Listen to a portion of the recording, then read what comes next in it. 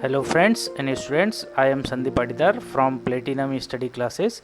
आज के लेक्चर में हम करने वाले हैं सिलेबस पार्ट 3 लेक्चर नंबर 5। अब तक हम 4 लेक्चर कर चुके हैं। जो 4th लेक्चर था लास्ट में बॉयलर के क्लासिफिकेशन पे हमने क्वेश्चंस किए थे और 47 क्वेश्चन हम कर चुके हैं। अब 48 क्वेश्चन से स्टार्ट करते हैं।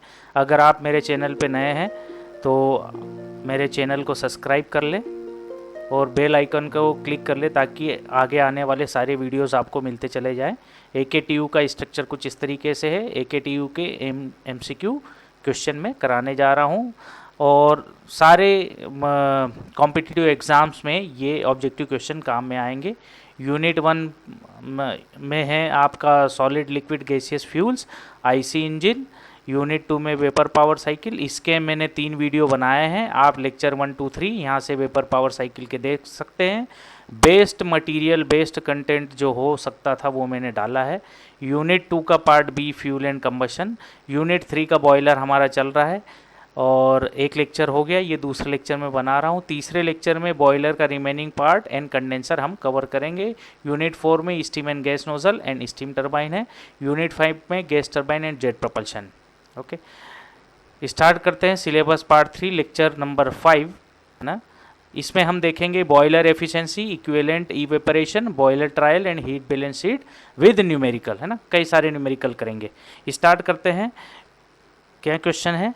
What is the latent heat of vaporisation of water? Latent heat of vaporisation क्या होता है? लेटेंट हीट ऑफ वेपराइजेशन दो टाइप की हीट होती हैं, sensible heat and latent heat. Okay, तो सेंसिबल हीट क्या है? जहां पर टेम्परेचर चेंज हो, सेंसिबल हीट।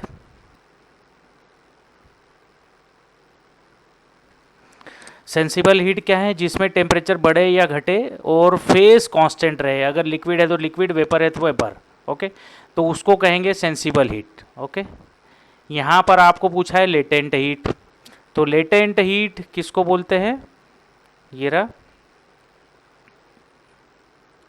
लेटेंट हीट की डेफिनेशन यहाँ पर दी हुई है मैंने। लेटेंट हीट में आपको याद रखना है कि temperature will constant, temperature will constant and phase will change, phase change. Clear है?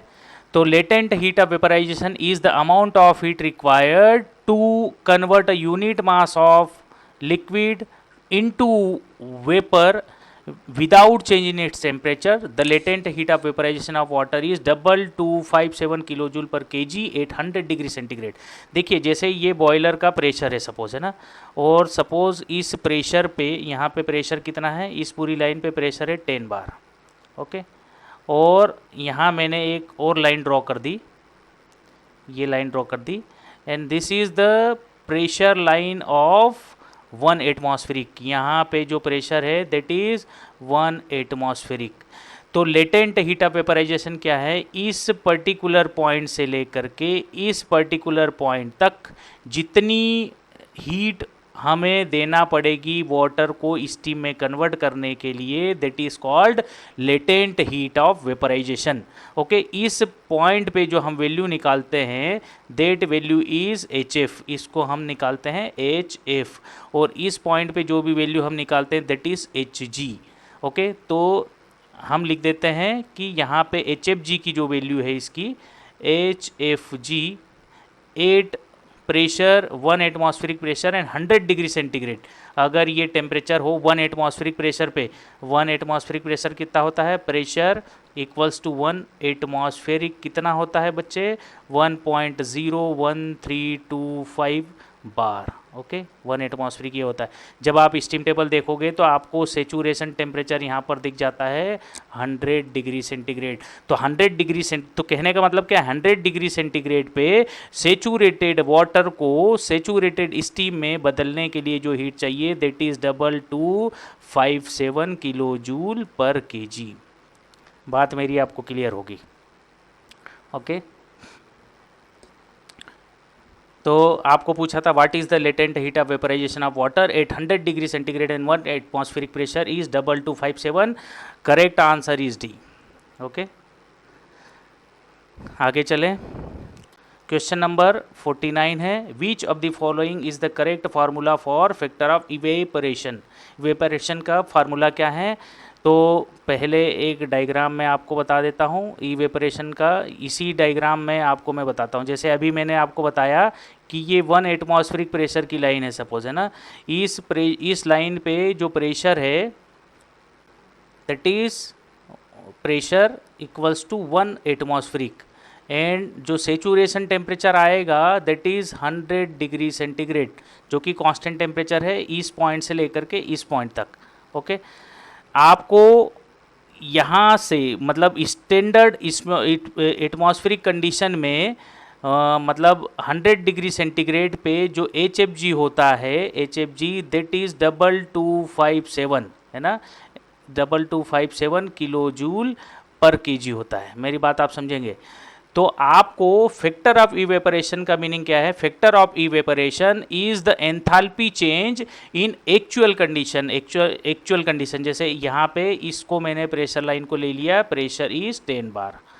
तो इस 10 बार प्रेशर के करस्पॉन्डिंग जैसे जो भी पॉइंट होगा, मान लो इस पॉइंट से लेकर के आप इस पॉइंट पे एंथैल्पी निकालना चाहते हैं, तो this is the enthalpy of steam and this is the enthalpy of water. तो यहाँ पे ये क्या है? This is enthalpy of steam and this is enthalpy of water. तो एक्चुअल कंडीशन में कितनी हीट हम वाटर को स्टीम में कन्वर्ट करने के लिए दे रहे हैं, डिवाइडेड बाई स्टैंडर्ड मतलब enthalpy change in standard condition, मतलब enthalpy change from saturated water to saturated vapour. खटाखट क्वेश्चन जाएंगे, मेरी बात आपको क्लियर होगी। तो एंथैल्पी ऑफ स्टीम डिवाइड मतलब एंथैल्पी चेंज डिवाइड बाय 2257। तो यहाँ से ये पॉइंट और ये पॉइंट, इसके बीच की जो HFG है, HFG that is 2257 kilo joule per KG. बात आप समझेंगे। और न्यूमरेटर में एक्चुअल में कितनी एंथैल्पी यहाँ से लेकर के यहाँ तक में चेंज हुई है, that is enthalpy of steam minus enthalpy of water. तो इसको यहाँ पर डिनोट किया हुआ है H से, और इसको डिनोट किया हुआ है यहाँ से HF1 से। तो रेशो आप यहाँ पर पढ़ेंगे वर्किंग कंडीशन में, under working condition and standard divide by standard condition. तो H divide by HF1 divided by 2257, correct answer A ही होगा, है ना। Correct answer is A। Okay, so students question number 50 क्या है? A boiler produces dry and saturated steam. Dry and saturated steam, देखिए इसमें यहाँ पर जो आपको पॉइंट दिख रहा है ये ड्राई एंड सेचुरेटेड स्टीम का है ना। तो इससे पहले मैं आपको कुछ दिखा देता हूँ कि किसी भी बॉयलर से हम 3 टाइप की स्टीम बना सकते हैं। ये 3 टाइप की स्टीम कौन सी है? पहली स्टीम है वेट स्टीम। किसी भी एक्सप्लेनेशन के पहले मैं ये सोचता हूँ कि कौन सी बेस्ट मेथड हो सकती है जिससे स्टूडेंट को सारी चीज़ें क्लियर हो जाए। अगर आप इसका बेसिक समझ लेंगे इस क्वेश्चन का, तो सारे क्वेश्चन आपसे पूरे बॉयलर के न्यूमेरिकल इजीली आप बना पाएंगे। यहाँ पर अगर आपने नहीं समझा तो दिक्कत होगी। देखिए पहली जो स्टीम है वो वेट स्टीम है। वेट स्टीम का मतलब क्या है कि आपको pressure and dryness friction of steam numerical में गिवन होगा, है ना। ड्राइनेस फ्रिक्शन ऑफ स्टीम क्या है एक बार मैं बता देता हूँ कि इस पूरे कर्व पे जो x की वैल्यू है दैट इज 0, इसको बोलते हैं ड्राइनेस फ्रिक्शन ऑफ स्टीम। तो यहाँ लिख देता हूँ मैं,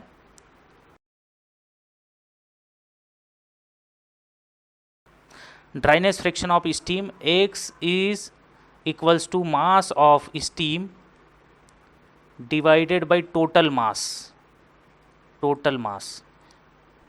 equals to mass of steam plus mass of steam divided by mass of steam plus mass of water. Clear है? तो ये बताता है कि x इक्वल्स टू 0 का मतलब है कि mass of steam equals to 0%। बात को आप समझेंगे, ये इसका मतलब ये है। और हमारे पास एक ही इक्वेशन है। अच्छा एक चीज़ मैं बता दूं, इधर होता है लिक्विड, यहाँ होती है वेपर, डोम के बाहर वेपर और डोम के बीच में होता है लिक्विड प्लस वेपर, है ना। तो इसको वेट रीजन बोलते हैं, वेट रीजन।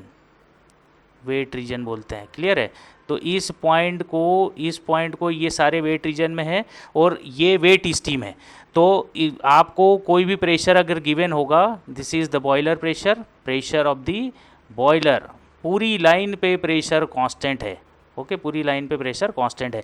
एक ही इक्वेशन आप जनरली यूज़ करते हैं, enthalpy H equals to H F plus X H F G, और एच एफ जी को जनरली हम लिख लेते हैं H F plus X, H F जी को लिखेंगे H G minus H F. Okay, और एच एफ क्या है? Enthalpy of, specific enthalpy of saturated water, मतलब इस पूरी लाइन पे जो वाटर है ये कौन सा है? Saturated water, H F. इस पे क्या है? H F. और इस पूरी लाइन पे क्या होता है? H G. ये क्यों होता है?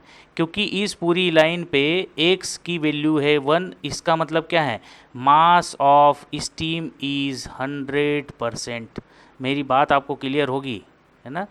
तो यहाँ इस ड्राइनेस फ्रैक्शन की इक्वेशन में जब आप वैल्यू मास ऑफ स्टीम 100% रखेंगे तो ड्राइनेस फ्रैक्शन की वैल्यू 1 आ जाएगी।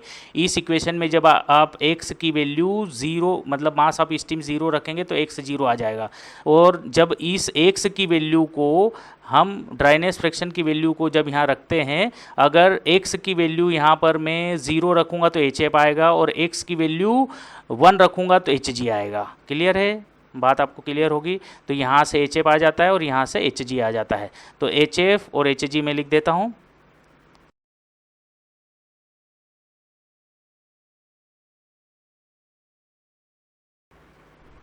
तो मैंने लिख दिया स्पेसिफिक एच एफ क्या है? Specific enthalpy of saturated water, and H ji is specific enthalpy of saturated steam. तो यहाँ पे सेचूरेटेड वाटर है इस पॉइंट पे, और यहाँ पे जो है वो सेचूरेटेड, ड्राई सेचूरेटेड स्टीम है। ओके, तो यहाँ पे मैं इस पॉइंट को नाम दे दूँ 1। ओके, तो यहाँ पे वेट स्टीम का पॉइंट को कौन सा हो गया? पॉइंट 1। क्लियर है? और इस कंडीशन में जब आपको प्रेशर और ड्राइनेस फ्रैक्शन की वैल्यू गिवन है, मान लो आपको प्रेशर दे दिया 12 bar, okay, and x equals to दे दिया आपको 0.9, तो आप क्या करेंगे? h इक्वल्स टू, नेक्स्ट देख लेते हैं जगह कितनी है। हाँ जी, तो ये h equals to H F plus X H F G, इस इक्वेशन में वैल्यू रखेंगे तो 12 बार प्रेशर के करस्पॉन्डिंग, मतलब आपको ये पॉइंट दे दिया है ना? इस पॉइंट पे निकाल ले, 3 ही टाइप की स्टीम बन सकती है। देखो यहाँ पे 12 बार प्रेशर पे H F 798 and H G 7287, 798.4 plus x की value 0.9 into H F G देखें 12 बार प्रेशर पे एच एफ जी, ये स्टीम टेबल है। एच एफ जी ये रहा, एच एफ जी क्या है? H F G equals to H G minus H F, मतलब इस वैल्यू में से इसको अगर आप सब्ट्रैक्ट कर दोगे, माइनस करोगे, तो ये वैल्यू आ जाएगी। क्लियर है? 1984.4 आई थिंक सही लिखा है,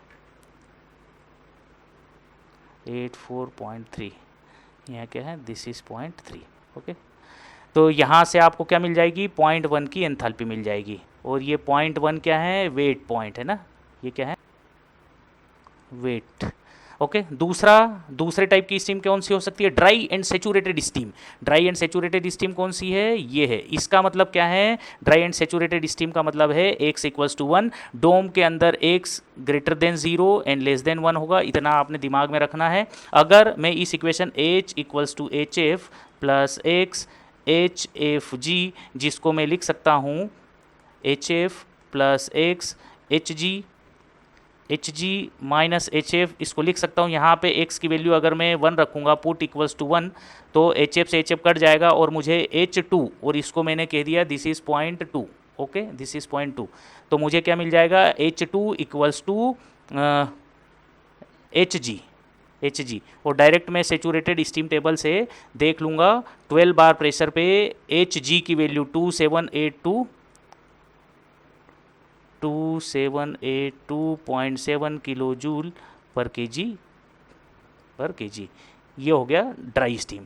आपको समझ में आया? यह यहाँ पर अगर आपको ये बोल देता है कि ड्राई एंड सेचुरेटेड स्टीम है, और तो आप समझ जाइए कि एक्स की वैल्यू क्या है, 1 रखना है, और एच जी की वैल्यू आपको फाइंड आउट करना है। इसीलिए तो यहाँ पर आप देखते हैं एच जी।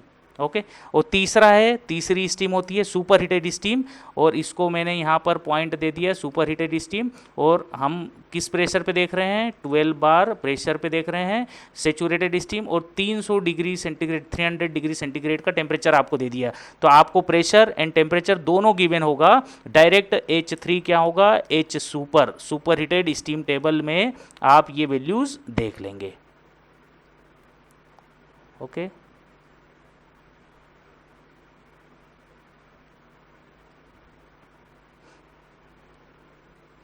देखें 12 बार एंड 300 डिग्री सेंटीग्रेड।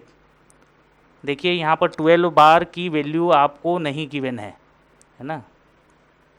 यहाँ पर 10 के बाद 15 आ गया, तो इंटरपोलेशन मेथड आपको लगाना पड़ेगी। 10 बार प्रेशर पे 300 डिग्री सेंटीग्रेड पे एंथैल्पी ये है, और 15 बार प्रेशर पे एंथैल्पी 3037.6 है। तो इनका डिफरेंस अगर आप करते हैं, इसका डिफरेंस अगर आप करते हैं, तो आपको क्या मिलेगा?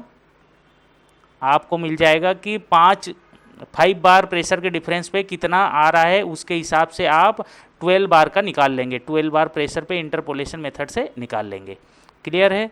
ये काम हम करेंगे from super heated steam table से देख लेंगे। तो ऑलमोस्ट वैल्यू अगर हम देखें तो 50 एंड 37 मतलब डिक्रीज़ हो रही है। तो 12 बार प्रेशर पे 50 और 37 तो ऑलमोस्ट 40, ज़्यादा वेरिएशन नहीं है। तो H8 12 बार अगर हम देखेंगे तो अप्रॉक्सीमेटली कितना आएगा? 3048 के आसपास आएगा। 3048 किलो जूल पर केजी। मेरी बात आपको क्लियर होगी, है ना?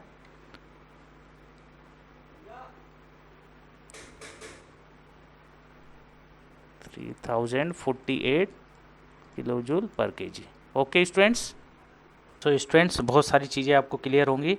ये आपको कह दिया है ड्राई एंड सेचुरेटेड स्टीम। दिमाग में तुरंत आपके आ जाना चाहिए कि x = 1, और x = 1 का मतलब है पॉइंट कौन सा हो गया? ये। तो इस पॉइंट पे आपको निकालना है enthalpy of steam equals to Hg, है ना। इस पॉइंट पे x = 1 होगा, और basic equation H = HA + x HFG, और HFG को हम लिख लेते हैं Hg - HF।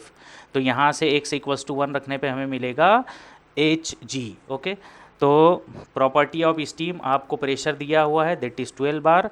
मतलब बॉयलर का यहाँ पे जो प्रेशर है that is 12 bar pressure. Okay, यहाँ पे बॉयलर का प्रेशर कितना है? 12 बार प्रेशर। ये 12 बार प्रेशर की लाइन है। कोई और डायग्राम है क्या? नहीं है।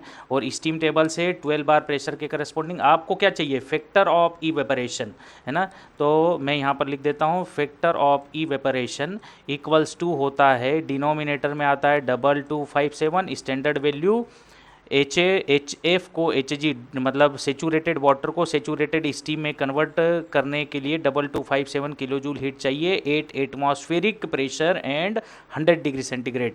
और न्यूमरेटर में आता है enthalpy of steam minus enthalpy of water. तो इस इक्वेशन में मेनली हमें वैल्यूज़ रखनी है, और इसके लिए पहले काम हम क्या करें? एंथैल्पी ऑफ वाटर निकालें। एंथैल्पी ऑफ वाटर होगा Cp of water into temperature of water -0 degree centigrade.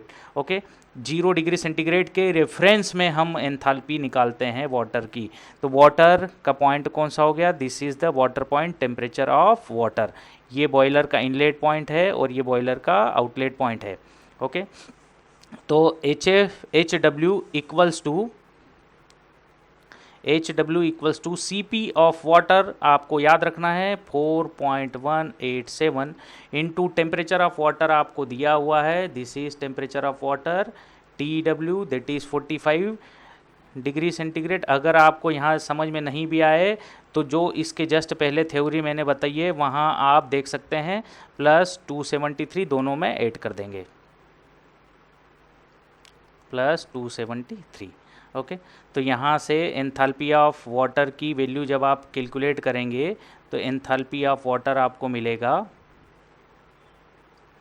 188.45 kilo joule per KG. मेरी बात आपको क्लियर होगी। दूसरा काम हम क्या करें, एंथैल्पी ऑफ स्टीम निकाल लें।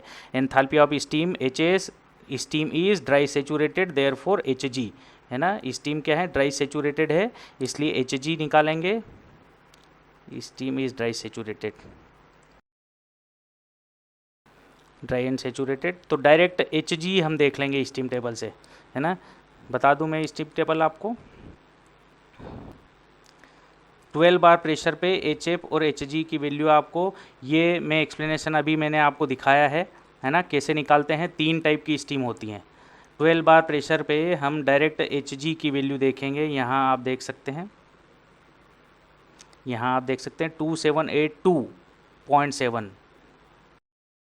ये यहाँ पर भी मैंने लिखी है, ये रहा 2782.7, 2782.7 kilo joule per kg. Okay, यहाँ पर वैल्यू रखेंगे, फैक्टर ऑफ इवेपोरेशन निकाल लें। 2782.7 minus enthalpy of water 188.45 divided by 2257। तो यहाँ से फैक्टर ऑफ इवेपोरेशन जब आप कैलकुलेट करोगे तो आएगा 1.15, कोई यूनिट नहीं होगी। So correct answer is B. Okay, next, इसका ये डायग्राम भी आप ऐसे करके देख सकते हैं, आया था लेट, ये डायग्राम है ना, यहाँ पर भी बिल्कुल आपको सेम चीज़ दिखेगी। Question number 51, A boiler generates steam at 12.5 bar pressure. Temperature of feed water is, ये क्या है, TW, दिस इज TW, और ये प्रेशर ऑफ बॉयलर का प्रेशर दे दिया है। And determine the factor of evaporation if dryness friction of steam is 0.85। Dryness friction of steam is 0.85 का मतलब क्या है, ड्राइनेस फ्रिक्शन ऑफ स्टीम, यहाँ पर मैंने ड्राइनेस फ्रिक्शन ऑफ स्टीम मतलब ये रहा, इस पॉइंट पे डोम के अंदर वाला पॉइंट है ना। यहाँ से आप देख लें 3 कंडीशन स्टीम की। ओके, तो यहाँ पे आपको बोल दिया है ड्राइनेस फ्रिक्शन ऑफ स्टीम, तो यहाँ पे स्टीम का पॉइंट होगा, इधर हमारे काम की नहीं है value. Dryness friction of steam X dryness friction of steam 0.85। Okay, तो फैक्टर ऑफ इवेपोरेशन निकालना है। Factor of evaporation equals to enthalpy of steam minus enthalpy of water divided by 2257। तो पहला काम हम कर लें, एंथैल्पी ऑफ वाटर निकाल लें, CP of water into temperature of water minus 0 degree centigrade. तो यहाँ वैल्यू रखेंगे, CP ऑफ वाटर होता है 4.187 इंटू टेम्परेचर ऑफ वाटर आपको दिया है, that is 35 degree centigrade. 35 degree centigrade, 35 minus 0 plus 273 add करेंगे, यहाँ भी प्लस 273 ऐड करेंगे, कोई फ़र्क नहीं पड़ेगा। फाइनली आपके पास HW की जो वैल्यू आएगी that is 146.3 kilo joule per kg आएगी। क्लियर है। दूसरा हम निकाल लें enthalpy of steam, enthalpy of steam equals to HF plus X HFG। Okay, ये वैल्यूज़ कहाँ पे हम देखेंगे, 12.5 बार प्रेशर पे HF, HFG और HG जो रिक्वायरमेंट है देख लें। स्टीम टेबल खोलें, स्टीम टेबल में देखिए 12.5 बार प्रेशर के करस्पॉन्डिंग, ये रहा 12.5 बार प्रेशर। इस 12.5 बार प्रेशर के करस्पॉन्डिंग आपको देखना था HF एंड HFG। क्लियर है, यही वैल्यू वहाँ पर स्टीम टेबल में लिखी है 1977.4। क्लियर है, तो यहाँ से वैल्यू रखे हम HF is 806.7 plus dryness friction 0.85 into HFG is 1977.4। तो यहाँ से जब आप इसको सॉल्व करते हैं तो एंथैल्पी ऑफ स्टीम आ जाती है 2487.49 किलोजूल पर केजी। ये वैल्यूज़ इस इक्वेशन में रखेंगे। हालांकि ये मेरा काम नहीं है, अब ये तो खुद आपने कर ही लोगे, इसको वैल्यूज़ खाली रखनी है। 146.3 डिवाइडेड बाई 2257 और फाइनली जब आप इसको सॉल्व करोगे तो आंसर आएगा 1.04। ओके, तो यहाँ पे करेक्ट आंसर आपका क्या हो गया? Answer D. ओके, इसी तरीके से क्वेश्चंस के फ्लो बन गए। हमें बेसिक ये देखना था, ये बेसिक है। यहाँ आप फिर एक बार ये एग्जांपल मैंने दे रखा है, यहाँ एग्जांपल को आप फॉलो कर लें, है ना। ये क्या है? एग्जांपल है, ये एग्जांपल है, इस एग्जांपल को आप फॉलो कर सकते हैं। क्लियर है? नेक्स्ट क्वेश्चन देखते हैं।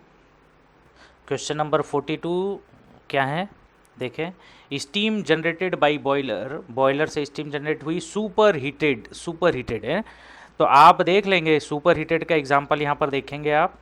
3 टाइप की स्टीम बनती है, wet, dry and superheated. इनकी एंथैल्पी निकालने का क्या तरीका है ना, क्या मेथड है, ये आप इस पेज से पढ़ लेंगे। क्वेश्चन नंबर 50 को आप फॉलो करेंगे तो प्रॉब्लम नहीं आएगी। ओके, तो यहाँ पर देखिए आपको बोल दिया है कि स्टीम जो जनरेट हो रही है उसका सुपर हीटेड टेम्परेचर है दैट इज़ 230 डिग्री सेंटीग्रेड। मतलब ये है temperature of super heated steam that is 230 degree centigrade. Clear है? The feed water temperature, this is temperature of water. Okay, calculate the factor of evaporation if the pressure of steam generated is 14 बार। मतलब pressure है, steam का pressure कितना है? 14 bar pressure है। 14 bar pressure पे आप देख सकते हैं CP super heated steam, super heated steam की CP है, CP of super heated steam that is 2 point, मतलब CP of super heated steam CPS equals to 2.34 kilojoule per kg kelvin. Okay, तो यहाँ से ये सेंसिबल हीट एडिशन है, ये क्या है? Sensible heat. और बीच में क्या है? This is latent heat. ये क्या है? Latent heat, latent heat. और अगेन यहाँ से लेकर के यहाँ तक क्या है? Sensible heat. तो पहले sensible heat addition, then latent heat, then sensible. Sensible में टेम्परेचर इंक्रीज हो रहा है और लेटेंट पे टेम्परेचर कांस्टेंट होता है। यहाँ पर टेम्परेचर कांस्टेंट होगा, यहाँ टेम्परेचर बढ़ रहा है और अगेन टेम्परेचर यहाँ पर बढ़ रहा है। ठीक है, तो सबसे पहले प्रॉपर्टीज़ देख लें हम। इसको निकालने का तरीका, आपको निकालना है फैक्टर ऑफ इवेपोरेशन। ये थोड़ा सा लेंदी हो सकता है। तो फैक्टर ऑफ इवेपोरेशन जो होता है enthalpy of steam minus enthalpy of water divided by 2257। इसमें हम वैल्यूज़ रखेंगे, है ना। तो हमें इसके लिए एंथैल्पी ऑफ स्टीम निकालना है और एंथैल्पी ऑफ वाटर निकालना है।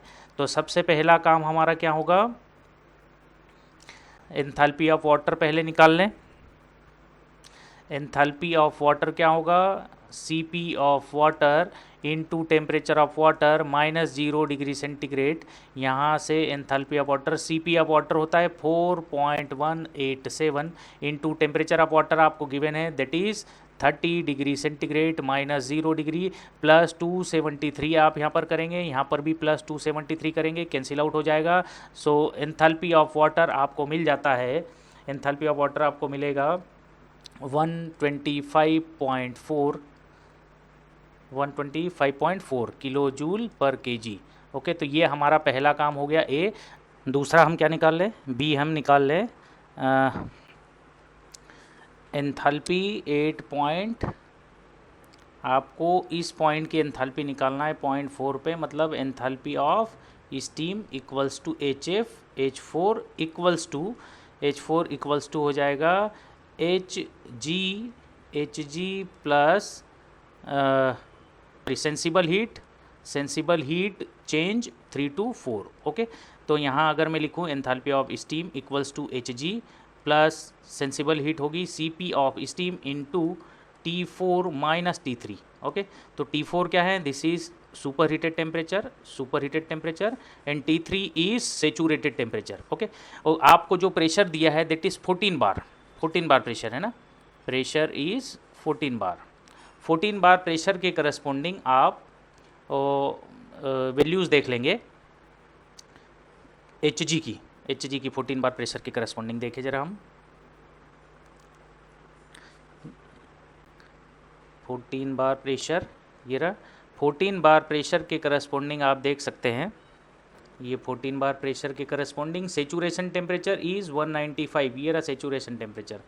और एच जी आपको देखना है, this is H G and the value of H G is 2787.8, 2787.8 plus C P आपको दिया है, C P of steam, specific heat of steam at constant pressure that is 2.34 into super heated temperature जो given है that is 3230 and saturation temperature 195 degree centigrade. जब आप इसको solve करोगे तो आपको एंथैल्पी ऑफ स्टीम मिल जाएगी।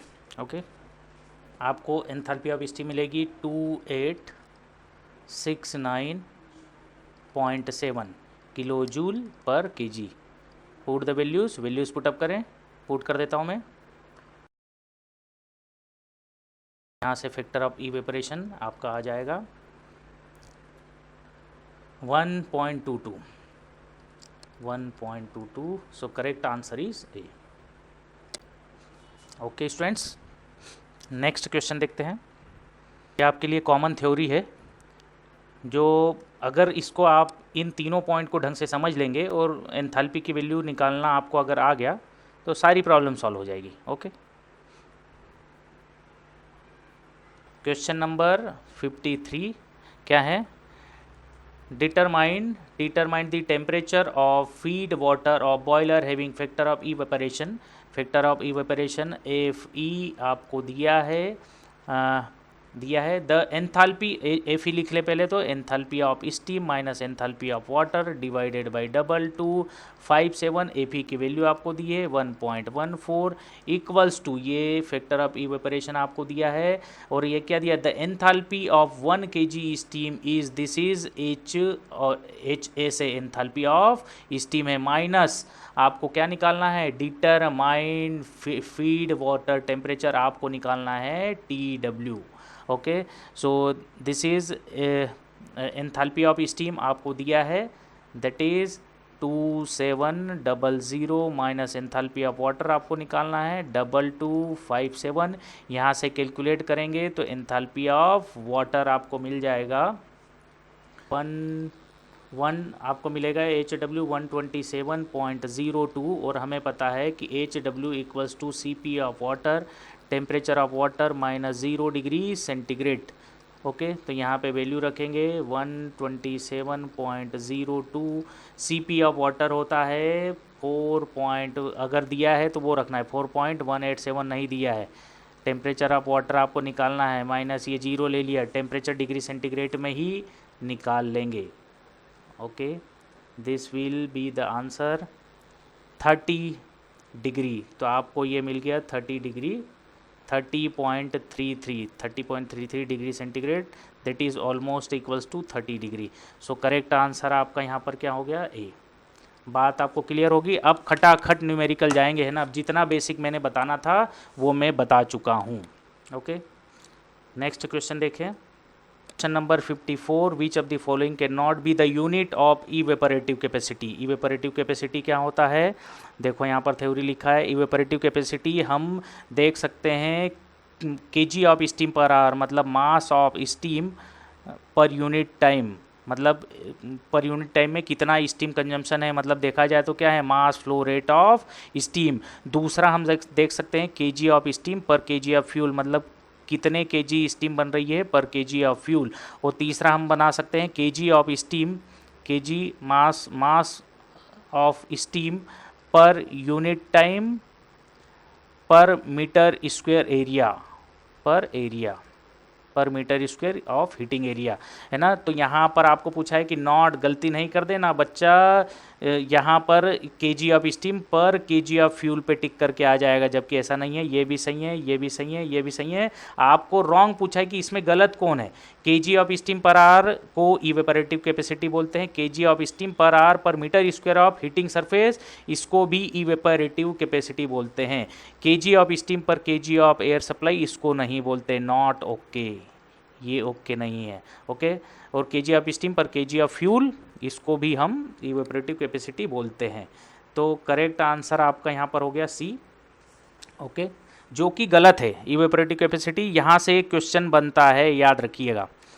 क्वेश्चन नंबर 55, इक्विवेलेंट इवेपोरेशन क्या होता है। इक्विवेलेंट इवेपोरेशन क्या है? Amount of water evaporated from water to steam. Water को स्टीम बनाने के लिए, वाटर से स्टीम बनाने के लिए कितने, मतलब एक्चुअल वाटर को, देखो दो कंडीशन है। एक तो ये स्टैंडर्ड कंडीशन है ना। स्टैंडर्ड कंडीशन क्या है? कि यहाँ पे प्रेशर 1 एटमॉस्फियरिक होगा, और जो सेचुरेशन टेम्परेचर होगा, saturation temperature is 100 degree centigrade. तो 100 डिग्री सेंटीग्रेड पे वाटर को स्टीम बनाने के लिए जितनी एंथैल्पी हम देते हैं, that is HFG, and that value is 2257। तो इसके रिस्पेक्ट में ये हो गया डिनोमिनेटर में, जो स्टैंडर्ड कंडीशन में है। और जो एक्चुअल में हम स्टीम बनाते हैं, जैसे आपको प्रेशर दे दिया 10 बार, तो 10 बार प्रेशर के करस्पॉन्डिंग वाटर को स्टीम बनाने के लिए, हो सकता है स्टीम यहाँ पर बने, यहाँ पर बने, यहाँ पर बने, तो वाटर को स्टीम बनाने के लिए जो एंथैल्पी देंगे, उसका रेशो डिवाइड बाय 2257, इसको बोलते हैं इक्विवेलेंट इवेपोरेशन। डेफिनेशन बोलते हैं amount of water evaporated from water 800 degree centigrade into dry and saturated steam 800 degree centigrade is called equivalent evaporation, है ना। तो ये करेक्ट आंसर क्या हो गया? सी यहाँ पर। Okay, equivalent evaporation, correct answer is C. Next देखें, यहाँ पर H is the enthalpy of steam and HF1 is the enthalpy of water. Okay, question number 56, which of the correct formula for equivalent evaporation. क्या होगा equivalent evaporation में? यहाँ एक और चीज़ मैं आपको बता दूँ, यहाँ पर Ma जो है, Ma आगे उस फार्मूले में बताता हूँ। चलिए, Ma क्या है? इक्विवेलेंट इवेपोरेशन का फार्मूला Ma, देखो ये फैक्टर ऑफ इवेपोरेशन आ गया। फैक्टर ऑफ इवेपोरेशन में अगर आप Ma को मल्टीप्लाई कर देते, Ma क्या है? Ma जो यहाँ पर नोटेशन है उसकी बात कर रहा हूँ। Ma is mass of steam divided by mass of fuel. तो अगर आप थोड़ा सा दिमाग लगाएंगे तो यहाँ इक्विवेलेंट इवेपोरेशन में ये वाला जो टर्म है, this is factor of evaporation. देखो, this is factor of evaporation, है ना, this is factor of evaporation. इस फैक्टर ऑफ इवेपोरेशन में अगर आप mass of steam divide by mass of fuel कर देते हैं तो बन जाता है equivalent evaporation, and this is evaporative capacity. तो आपको एक कंक्लूजन क्या मिला? Equivalent evaporation is the evaporative capacity into factor of evaporation, evaporative capacity in factor of evaporation. ऐसा ही क्वेश्चन आएगा एग्जाम में। Factor of evaporation, evaporative capacity देख लो यहाँ पर, केजी ऑफ स्टीम पर KG of coal, mass of steam divide by mass of fuel, इसको इवेपोरेटिव कैपेसिटी बोलते हैं। यहाँ से क्वेश्चन बनता है ना एग्ज़ाम में, जो कि नेट पे नहीं है लेकिन क्वेश्चन बन जाएगा। यहाँ पे करेक्ट आंसर क्या होगा? 2257 पे लगाएंगे, और enthalpy of steam minus enthalpy of water, double Ma का देखो यहाँ पर गलती हो जाती, इक्विवेलेंट इवेपोरेशन में Ma जरूर आएगा।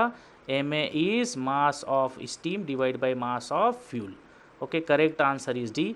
नेक्स्ट देखें, यही है equivalent evaporation. Okay, what is the unit of equivalent evaporation? Equivalent evaporation की यूनिट क्या है?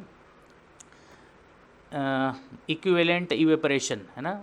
तो equivalent evaporation Me is mass of steam divided by mass of fuel into enthalpy of steam minus enthalpy of water divided by double two 57। तो इसकी unit किस में है, kilo joule per KG, double two 57 enthalpy of evaporation, और ये भी क्या है, किलो जूल पर केजी। तो आपके पास फाइनल इक्विवेलेंट इवेपोरेशन क्या आता है, KG of steam, KG of steam पर KG of fuel fired, KG of steam, KG of steam पर केजी ऑफ फ्यूल फायर्ड, है ना। Correct answer is A. जल्दी से चलें आगे। The equivalent evaporation of boiler is measured to compare, equivalent evaporation हम क्यों निकालते हैं, two different boiler of same making, दो बॉयलर सेम मेकिंग के बने हैं उसका कैलकुलेशन करने के लिए कि इनमें क्या इवेपोरेशन कैपेसिटी या इक्विवेलेंट इवेपोरेशन आ रहा है। Two different makes of boiler operating under same operating condition, मतलब टू डिफरेंट बॉयलर हैं, सेम मेक है ना, दो अलग अलग बॉयलर हैं और एक ही ने बनाए हैं। डिफरेंट मेक अलग अलग लोगों ने बनाए हैं लेकिन सेम बॉयलर है, और दो बॉयलर सेम बने हुए हैं but operating under different condition. All of the above any type of boiler operating under any condition, किसी भी टाइप के बॉयलर का किसी भी कंडीशन में हम ये फाइंड आउट कर लेते हैं इक्विवेलेंट इवेपोरेशन। नेक्स्ट क्वेश्चन देखें, क्वेश्चन नंबर 59। क्या दिया है आपको, 64 kg of steam is produced, मतलब आपको क्या दिया है, mass of steam is 64 kg, steam having a pressure of 14 bar, pressure कितना है 14 bar, having dryness friction of steam, x की वैल्यू दी है 0.82, dryness friction of steam. The feed water temperature, ये आपको क्या दे दिया है, temperature of water. Determine the equivalent evaporation if mass of coal, मतलब मास ऑफ फ्यूल आपको दे दिया है 8 kg। ओके, आपको निकालना है इक्विवेलेंट इवेपोरेशन, है ना। तो स्टीम टेबल से जब आप देखेंगे तो आपको ये सारी प्रॉपर्टीज़ मिल जाएंगी, है ना। आपको निकालना है equivalent evaporation. ME equals to होता है enthalpy of steam minus enthalpy of water divided by double two 57। So equivalent evaporation आपको निकालना है एंथैल्पी ऑफ स्टीम। इसके लिए आपको पहला काम कर लेना है, a enthalpy of water equals to CP of water into temperature of water minus 0 degree centigrade, CP of water 4.187 into temperature of water आपको दिया है दैट इज़ 39 माइनस 0 प्लस 273 यहाँ भी करेंगे, प्लस 273 यहाँ भी करेंगे। यहाँ से एंथैल्पी ऑफ वाटर की वैल्यू आप निकालेंगे तो ये वैल्यू आएगी 163.02 kilojoule per KG, kilojoule per KG. अब दूसरा काम आपको क्या करना है, enthalpy of steam. Okay, enthalpy of steam निकालना है। ड्राइनेस फ्रिक्शन, मतलब ये स्टीम कहाँ पर है, ये रही, this is enthalpy of steam, यहाँ पे निकालना है। और ये क्या है 0.1, this is enthalpy of water, यहाँ पे निकालना है। Okay, so enthalpy of steam क्या होगी, HF plus dryness friction of steam into HFG।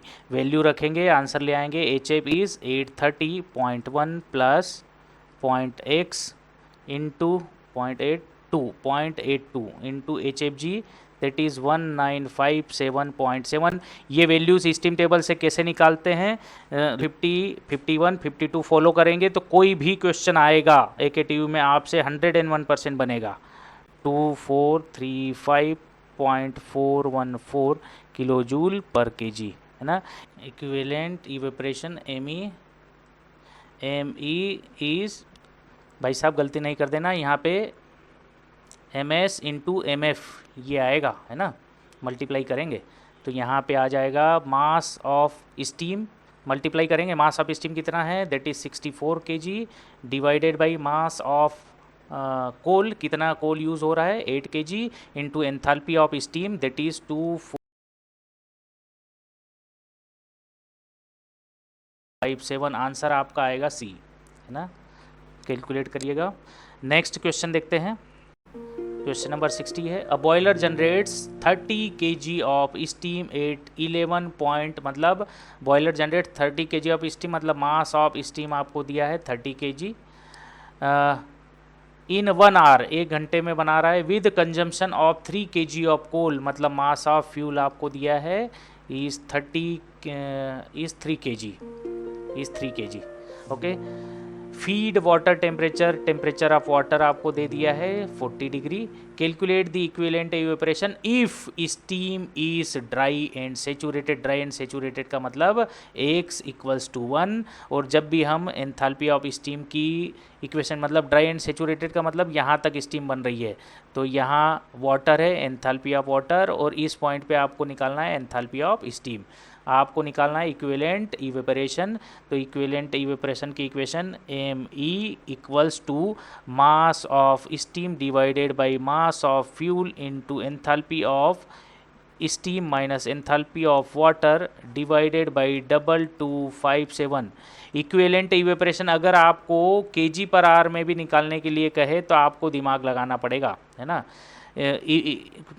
कई बार को न्यूमेरिकल में इक्विवेलेंट इवेपोरेशन इवेपोरेटिव कैपेसिटी की तरह भी ट्रीट होता है। तो enthalpy of water Cp of water into temperature of water, कई बार बता चुका हूँ मैं, 0 डिग्री सेंटीग्रेड वैल्यू यहाँ रख लेना है, 4.187 into temperature of water is 40 degree centigrade minus 0 plus 273 करोगे तो यहाँ से आपको आंसर मिल जाएगा। Enthalpy of water is 167.2 kilo joule पर kg। ओके, और ये तो हो गया पहला काम। दूसरा काम हम क्या कर लें, दूसरा काम कर लें, एंथैल्पी ऑफ स्टीम निकालें। तो इस पॉइंट पे जो हम वैल्यू निकालते हैं दैट इज़ Hg, क्योंकि एक ही इक्वेशन है, H equals to HF plus X, Hg minus HF, और इसको HFG भी बोलते हैं ना, इसको HFG बोलते हैं। आपको ड्राई एंड सेचुरेटेड स्टीम बोल दिया है, यहाँ पे देखिए x की वैल्यू यहाँ पर क्या रखेंगे 1, तो फाइनली आपको मिलता है enthalpy of steam equals to Hg, और Hg की वैल्यू स्टीम टेबल पे आप 11.5 बार पे देख लेंगे।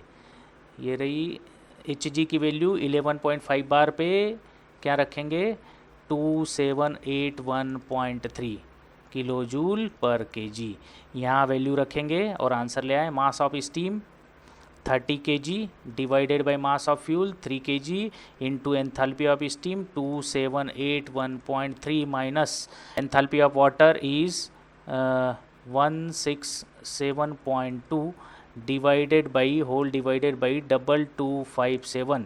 तो आपके पास जो आंसर आने वाला है वो आएगा equivalent evaporation equals to 11.58 kg of steam per kg of fuel, है ना, kg ऑफ स्टीम, क्योंकि न्यूमरेटर और डिनोमिनेटर की यूनिट्स तो सेम है, खाली मास ऑफ स्टीम और मास ऑफ फ्यूल ही डिसाइड करके देगा। अगर कोई बोल रहा हो कि सर ये Hg की वैल्यू कैसे देखी है, तो आप क्वेश्चन नंबर 50, 51, 52 फॉलो करें, और वैसे भी यहाँ से आप इसकी थ्योरी देख सकते हैं। 11.5 बार पे आपको चाहिए था, बता देता हूँ मैं, 11.5 बार पे Hg की वैल्यू 2781, 11.5 बार पे 2781.3। क्लियर है। यहाँ पे करेक्ट आंसर आपका क्या हो गया B. Question number 61, a boiler produces 12 kg of steam, boiler produce कर रहा है 12 kg of steam per kg, क्या निकालना है डायरेक्ट हम तो देखें, आप खटाखट क्वेश्चन है ना। इक्विवेलेंट इवेपोरेशन निकालना है तो ME आपको निकालना है। इक्विवेलेंट इवेपोरेशन क्या होता है, mass of steam divide by mass of fuel into enthalpy of steam minus enthalpy of water whole divided by 2257। Clear है।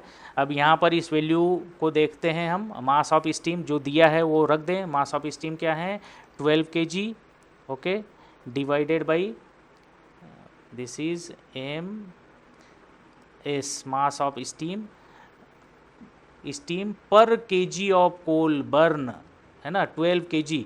तो आपको क्या दिया है, mass of steam divide by mass of fuel की वैल्यू आपको दे दी है 12, है ना, ये आपको दे दी है value 12।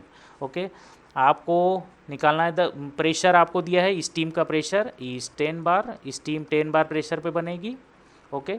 The steam generate is super heated, super heated का मतलब डोम के बाहर चली गई, यहाँ पर स्टीम है और टेम्परेचर कितना है, temperature of super heated steam is 250 degree centigrade, pressure है 10 bar. Equivalent evaporation, if the mean feed water temperature, temperature of water आपको दिया है, temperature of water is 30 degree. Okay, CP,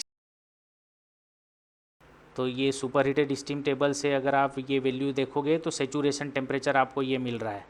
okay, और enthalpy of super heated steam भी direct देखोगे तो ये मिल जाएगी आपको।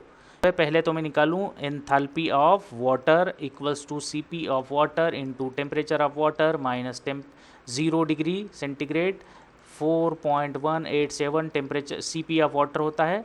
Temperature of water is 30 degree minus 0, यहाँ 273 करेंगे, यहाँ भी प्लस 273 करेंगे। यहाँ पे एंथैल्पी ऑफ वाटर आपको फाइनली मिलने वाला है 125.61 kilo joule per kg. Clear है। और दूसरा काम क्या करना है, एंथैल्पी सुपर हीटेड किस पे निकाल लेंगे, enthalpy super heated 8 pressure equals to 10 bar and temperature is 250 degree centigrade. एक और मेथड से भी आप निकाल सकते हैं, सेंसिबल हीट, लेटेंट हीट और सेंसिबल हीट, है ना, दूसरी मेथड से निकाल सकते हैं। और enthalpy of steam equals to, अगर मैं पॉइंट के नाम दूं तो सेंसिबल हीट, ये लेटेंट हीट और सेंसिबल हीट, यहाँ से भी निकाल सकते हैं। तो सुपर हीटेड स्टीम टेबल में जब आप ये वैल्यूज़ देखते हैं तो आपको ये वैल्यू मिलती है super heated steam table 2942.6 kilo joule per kg. Okay students, next question देखते हैं। इसका आंसर जब आप इसको सॉल्व करोगे ये वैल्यूज़ रख करके, है ना, यहाँ पे वैल्यूज़ रखेंगे तो 12 into enthalpy of super heated steam 2942.6 minus enthalpy of water 125.61 divided by 2257, तो यहाँ 15 ऑलमोस्ट 15 केजी ऑफ स्टीम पर केजी ऑफ कोल, यूनिट हमेशा याद रखें, है ना, यह हमें निकालना था। Correct answer is C. Next देखें students, next question, question number 62। Boiler produces 12 kg of steam, एक डायग्राम ले लेते हैं। Boiler produces 12 kg of steam per kg of coal burn, मतलब आपको क्या गिवन है, मतलब यहाँ, हाँ जी, आपको दिया है mass of steam divided by mass of fuel is 12 आपको दिया है, और प्रेशर इस पे यहाँ प्रेशर कितना है, दैट इज़ 12 बार। क्लियर है। The steam generated is super heated to temperature of 260 degree centigrade, आपने सुपर हीटेड स्टीम कर लिया और यहाँ टेम्परेचर कितना है, temperature of super heated steam is 260 degree centigrade. Okay, the determine the equivalent evaporation if the mean feed water temperature, मतलब आपको दे दिया है temperature of water is 30 degree centigrade. Okay, तो और सुपर हीटेड स्टीम की स्पेसिफिक स्टीम आपको दे दिए, स्पेसिफिक हीट, मतलब यहाँ जब टेम्परेचर बढ़ेगा तो CP ऑफ स्टीम आपको दिया है, CP ऑफ स्टीम आपको दे दिया है 2.33 kilo joule per kg. Okay, आपको निकालना है इक्विवेलेंट, इवेपोरेशन। ओके, तो इक्विवेलेंट इवेपोरेशन क्या होगा, equivalent evaporation ME is mass of steam divide by mass of fuel into enthalpy of steam minus enthalpy of water divided by 2257, ये होता है equivalent evaporation. Clear है। तो यहाँ से वैल्यू आपको दे दी है, मास ऑफ स्टीम ये वैल्यू नोन है। ओके, ये वैल्यू नोन है, खाली एंथैल्पी ऑफ स्टीम और एंथैल्पी ऑफ वाटर निकालें। तो पहले एंथैल्पी ऑफ वाटर निकाल लें, HW equals to CP of water into temperature of water minus 0 degree centigrade. यहाँ से निकालें temperature of CP of water is 4.187 into temperature of water दिया है आपको 30 degree centigrade, that is TW 30 degree centigrade minus 0 और plus 273 यहाँ भी करें, प्लस 273 यहाँ भी करें, कोई फ़र्क नहीं पड़ेगा। सो यहाँ से जब आप इसको कैलकुलेट करोगे तो आंसर आपका HW आपका आ जाएगा, मतलब enthalpy of water 0.4 kilo joule per kg. Okay, तो बी आपको निकालना है enthalpy of steam. Enthalpy of steam equals to H4 and that is equals to H4 इस पॉइंट पे निकालना है, तो that is equals to H3 plus sensible heat 3 to 4। Okay, तो इसको अगर मैं लिखूँ तो enthalpy of steam equals to H3 क्या होगा, H3 को हम लिख सकते हैं Hg, है ना, क्योंकि इस पॉइंट पे x की वैल्यू 1 है, और H equals to HF plus x, Hg minus HF की इक्वेशन में जब हम इसको रखेंगे तो हमें मिलेगा H equals to 1, x equals to 1 रखो तो Hg मिलेगा, तो H3 equals to Hg plus sensible heat लिखेंगे Cp of steam into T4 minus T3। तो T4 क्या है बच्चे, T4 is given pressure super heated and T3 is saturation temperature. Okay, saturation temperature ये रहा, दैट इज़ 184.1, है ना, values रखें। Enthalpy of steam equals to Hg, ये आपको गिवन है, दैट इज़ 2779.7 प्लस Cp आपको गिवन है, ये रहा 2.33 into T super that is 260 plus T3 यानी saturation temperature that is 184.1 degree, है ना, प्लस यहाँ पे भी 273 करेंगे और प्लस 273 यहाँ पर भी करते हैं जब आपका सब्जेक्टिव पेपर हो, अभी तो आपको रिक्वायरमेंट है नहीं। ओके, स्टीम की एंथैल्पी की वैल्यू मिल जाएगी 2956.45 kilo joule per kg. Okay, ये सारी वैल्यूज़ यहाँ रख दें। ये कितना दिया है, MS mass of steam by mass of fuel is 12, तो ये 12 into enthalpy of steam 2956.45 minus enthalpy of water 125.4 divided by 2257। यहाँ से इक्विवेलेंट इवेपोरेशन की वैल्यू आ गई is almost equals to 15 kg of steam per kg of fuel. Okay, correct answer आपका क्या है, सी। नेक्स्ट क्वेश्चन देखें, ये एक कंपलसरी आप इसको मान करके चलें, ये हर बच्चे को देखना है तभी समझ में आएगा इस वाले पार्ट को। क्वेश्चन नंबर 50, 51, 52 देख लेंगे, सब क्लियर हो जाए। देखिए नेक्स्ट क्वेश्चन है question number 63, the equivalent evaporation of boiler. आप ये सोच रहे होंगे कि इतना टाइम लग रहा है, ऐसा नहीं है, एक बार मेथड बनाने में टाइम लगता है, बेसिक बनाने में, उसके बाद खटाखट क्वेश्चन निकलेंगे। The equivalent evaporation is 11 kg of steam per kg of fuel burn, मतलब आपको क्या दिया है, equivalent evaporation that is 11। Okay, ये वैल्यू दी है। The evaporative capacity of same boiler, evaporative capacity, है ना, तो आपको क्या दिया है, 10 kg of steam per kg of fuel fired. Okay,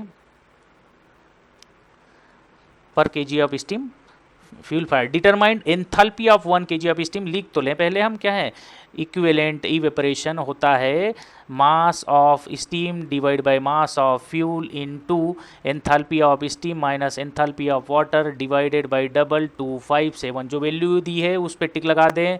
ए में आपको दिया है equivalent evaporation that is 11 kg of steam, है ना, 11 kg of steam per kg of fuel fired.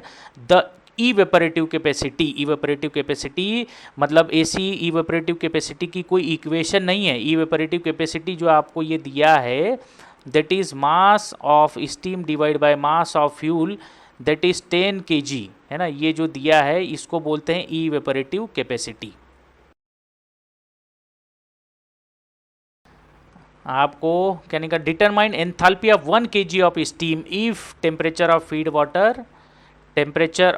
Water is 40 degree, है ना, तो यहाँ पर ये वैल्यू नोन है, एंथैल्पी ऑफ स्टीम चाहिए, Cp ऑफ वाटर की वैल्यू निकाल के पुटअप कर दें। यहाँ पर मैं डायरेक्ट रखता हूँ अब value, Me is 11 equals to this is 10 into enthalpy of steam आपको चाहिए, है ना, माइनस यहाँ ब्रैकेट में एंथैल्पी ऑफ वाटर क्या होगा, Cp of water into temperature of water minus 0 degree centigrade, यहाँ पे रखेंगे ये वैल्यूज़, डिवाइडेड बाई 2257, है ना। ये वैल्यूज़ में यहाँ पर आपको फिर रखता हूँ 11 = 10 into enthalpy of steam minus CP of water is 4.187, CP of water is 4.187 into temperature of water आपको दिया है दैट इज़ 40 माइनस 0, यहाँ प्लस 273 करें, यहाँ भी प्लस 273 करें, कोई फ़र्क नहीं पड़ेगा,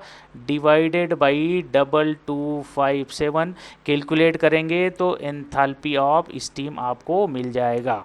correct answer will be B, correct answer will be B, 2650 kilo joule per kg. Clear है, न्यूमेरिकल करने मज़ा आ रहा होगा। नेक्स्ट क्वेश्चन देखें, question number 64, a boiler generates dry and saturated steam. Dry and saturated steam यानी यहाँ होगा, ये पॉइंट आगे नहीं जाएगा। स्टीम प्रेशर कितना दिया है यहाँ पे, pressure of the steam is 10 bar, 10 bar pressure है। The evaporative capacity of boiler is 10 kg। Evaporative capacity मतलब आपको क्या गिवन है यहाँ पर स्टीम टेबल से, 10 बार प्रेशर के करस्पॉन्डिंग ये सारी वैल्यूज़ आपको मिल जाएंगी फ्रॉम स्टीम टेबल, ओके। और आपको दिया है इवेपोरेटिव कैपेसिटी का मतलब क्या है, इवेपोरेटिव कैपेसिटी का मतलब है mass of steam divide by mass of fuel, आपको दिया है 10, है ना।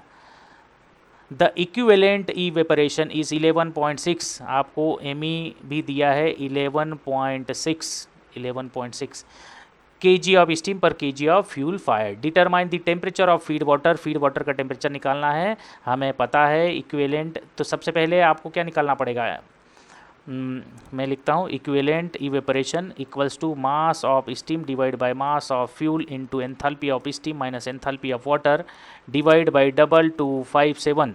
यहाँ पर वैल्यूज़ आपके पास ये नोन है, ये वैल्यू नोन है, और एंथैल्पी ऑफ स्टीम निकाल लें, यहाँ से टेम्परेचर ऑफ वाटर निकल जाएगा।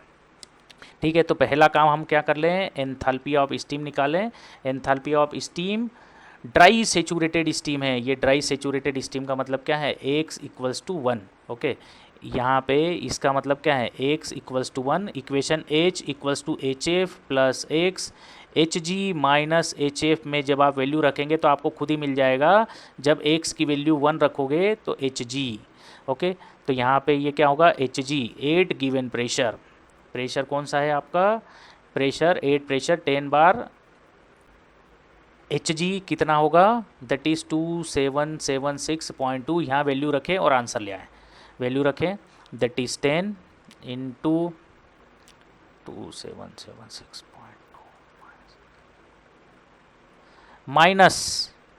माइनस ब्रैकेट के अंदर CP ऑफ वाटर, चलो पहले एंथैल्पी निकाल लो, enthalpy of water divided by 2257।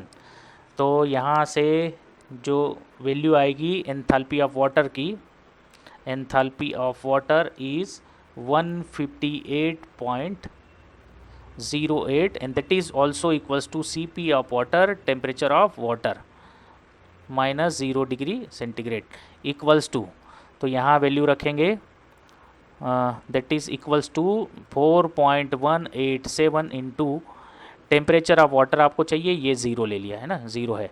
तो यहाँ जब आप इसको सॉल्व करते हो तो आपको मिलेगा temperature of water equals to, correct answer 30 नहीं होगा, 38 के आसपास आएगा, आप चेक करिएगा 38, करेक्ट आंसर इज़ C, ना कि B है, correct answer is C, okay 38 degree. Next देखें, इसको आप फॉलो करें।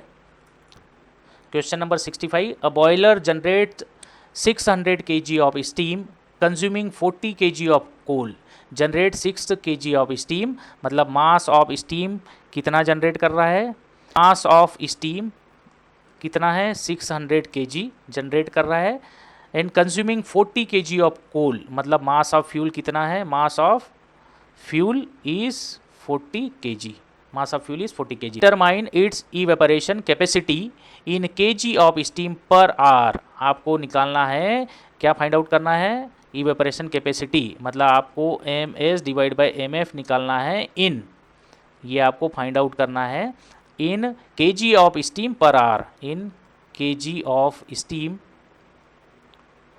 पर आवर, है ना, पर आवर में निकालना है। If coal is feed to the furnace at the rate of 4 kg per hour, मतलब जो mass flow rate of fuel है ये कितना है, 4 kg पर आवर, समझे। तो पहले, सबसे पहले तो हम क्या करें, आपको ये चाहिए तो हम क्या करें, 600 kg steam divided by 40 kg fuel, तो आपको ये क्या मिलेगा 600 डिवाइड बाई 40, जो वैल्यू आएगी, ये जो वैल्यू आएगी दैट इज़, आपको क्या डिवाइड करोगे तो जो वैल्यू आएगी ये क्या है, kg of steam, kg of steam in 1 kg of fuel, 1 kg of fuel, clear है। 1 kg फ्यूल में, 1 kg फ्यूल से आप इतने kg स्टीम बना रहे हैं, तो 4 kg स्टीम पर आवर में कितनी स्टीम बनेगी। If with 4 kg per our, 4 kg per our के हिसाब से क्या हो जाएगा, 600 डिवाइड बाई 40 इंटू 4, है ना, तो क्या हो गया kg, this is in kg, this is in kg and this is in kg per our, okay, kg per our. तो आंसर आपको मिल जाता है यहाँ से, 4 से 4 कैंसिल आउट हो गया, तो 60 kg of steam, 60 kg steam per our, okay. भाई सिंपल सी बात है कि मास ऑफ स्टीम, 1 घंटा चला बॉयलर और इसने स्टीम बनाई 600 kg, फ्यूल कंजम्पशन हुआ 40 kg, तो 600 डिवाइड बाई 40 करेंगे तो हमें ये पता लग जाएगा कि 1 kg फ्यूल से कितने kg स्टीम बन रही है, तो 4 kg स्टीम से कितने बनेगी, multiplied by 4, okay. Correct answer आपका यहाँ पर आएगा ए, 60। नेक्स्ट क्वेश्चन देखें, क्वेश्चन नंबर 66। अब आ गया बॉयलर एफिशिएंसी से क्वेश्चन। सो स्टूडेंट्स, अगर आपको ये वीडियो अच्छे लगे हों तो मेरे वीडियो को लाइक करिए और चैनल को सब्सक्राइब करिए, बेल आइकन को क्लिक करिए ताकि आगे आने वाले सारे वीडियोस आपको मिलते रहें। और स्पेशली आप अगर सेकेंड ईयर के स्टूडेंट्स हैं तो आपको अभी से गेट की प्रिपरेशन करने के लिए पूरा कंटेंट मैं प्रोवाइड करूँगा, लास्ट 30 ईयर्स के सारे क्वेश्चंस मैं प्रोवाइड करूँगा। Okay students, thanks for watching the video. Platinum Study Classes. Thank you.